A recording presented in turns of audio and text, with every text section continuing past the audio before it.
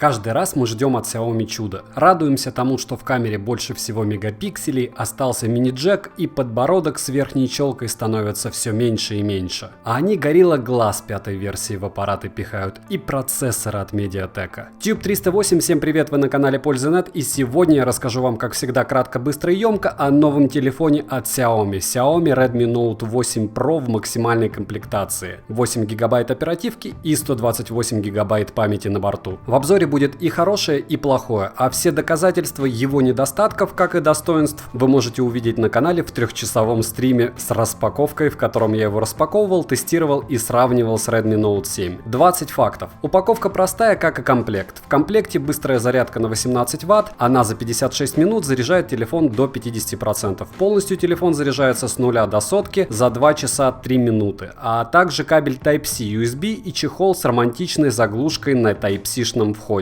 Бумажка с инструкцией, как вставить в аппарат симку и скрепка для открытия заглушки сим-карт. Слот под сим-карты прорезинен лучше, чем в 7-м ноуте. У Redmi Note 8 Pro появилась официальная защита от влаги и пыли стандарта IP52. Просто небольших брызг он теперь официально не боится. В слот под симку можно поставить либо 2 сим-карты, либо сим-карту и карту памяти до 250 гигабайт объемом. 3 цвета на выбор: минеральный серый, жемчужно-белый и лесной зеленый. Я купил лесной зеленый. Обычная версия Redmi Note 8 не сильно, по моему мнению, отличается от семерки внешне. 8 Pro отличается довольно сильно, даже по расположению камеры, да и внутрянкой довольно сильно отличается, поэтому я купил именно ее, а не обычную версию. Беспроводной зарядки здесь нет, обычный вход Type-C для зарядки. Так как у меня китайская версия аппарата, у меня китайская зарядка. Динамики настолько мощные, что реально, как и в рекламе, могут задуть свечу. И проигрывают звук, по мне, довольно классно. Корпус из стекла, покатый, по бокам пластик, стекло Gorilla Glass 5-го поколения, довольно быстро царапается. В наличии мини-джек и крайне прискорбно, что его разместили внизу, а забавно то, что в штатном силиконовом чехле на него заглушки как раз нет, хотя есть заглушка на вход Type-C. Телефон по габаритам 162 мм в высоту, на 76 мм в ширину, на 8,8 мм в толщину, и пусть он лишь на пару миллиметров в длину и ширину больше, чем Redmi Note 7, в небольшой ладони он лежит не так удобно, и одной рукой ему управлять будет довольно сложно, что делает его для многих пользователей лопатой. И вес более чем бодрый 200 грамм, это уже серьезно. Плюс-минус 20 грамм здесь имеет, я считаю, громадное значение, особенно когда мы привыкли к довольно легким аппаратам. Экран IPS-матрица с разрешением 2340 на 1080 точек на дюйм. Размер 6,53 дюйма. Плотность пикселей 395 ppi. Особой разницы с семеркой я не заметил. Засветы на краях экрана остались. Особенно это заметно на белых заставках. Частота обновления картинки 60 Гц. Из плюсов шустрая разблокировка по лицу, отличная автояркость уже на стоке и хорошие углы обзора. Соотношение сторон 19,5 к 9. Экран, кстати, царапается, еще раз повторяю, моментально. Датчика холда здесь я не нашел. Модуль NFC есть, но в китайской версии Google Pay не поддерживается. Глобальная версия будет только 26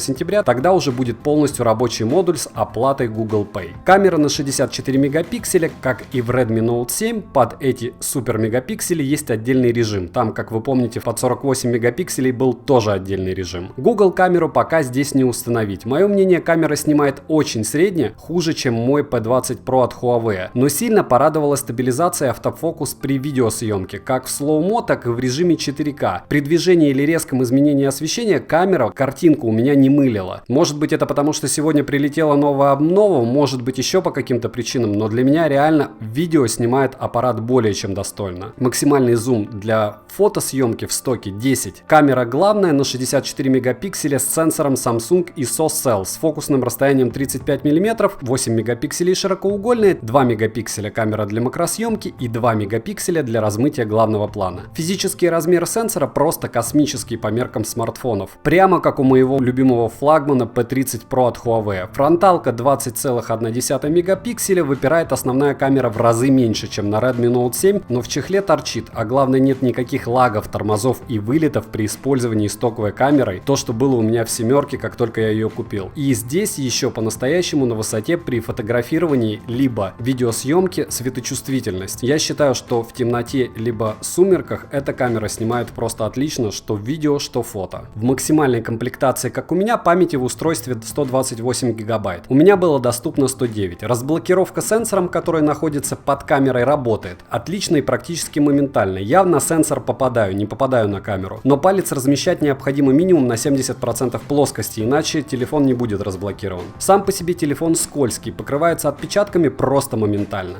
Antutu выдает 282 тысячи прямо из коробки, без обновлений. Процессор, как все давно в курсе, MediaTek от Halo G90T, 8 ядер, по технологии 12 нанометров, октокор 2 ГГц и с сомнительным жидкостным охлаждением. Гонял на стриме перед зрителями телефон на обычном тесте Antutu несколько раз. Меньше, чем 282 тысячи он не показывал. Но хлопать в ладоши особо не стоит. На данный момент на рынке просто море более шустрых аппаратов. И на стресс-тестах телефон грелся свободно до 46 градусов с тыльной стороны. Конечно, вы можете сказать, что для телефона это немного, но даже на втором стресс-тесте в 15 минут телефон выдает бодрый тротлинг. Не говоря уже о том, что с ним происходит после третьего теста. То, что этот аппарат лагает на всех играх после получасовой игры с данной сырой прошивкой, это факт. И здесь нет смысла верить или нет, достаточно посмотреть мой стрим и его тесты. Оптимизации для большинства современных популярных игрух, включая танки, на нем, я считаю, нет. Процессор MTK 90 это, конечно, дешево и сердито, да и красиво на бумаге с большими цифрами и низкой ценой. Но в жизни он показывает в этом телефоне себя не в лучшем виде. Автономность. 3 стресс-теста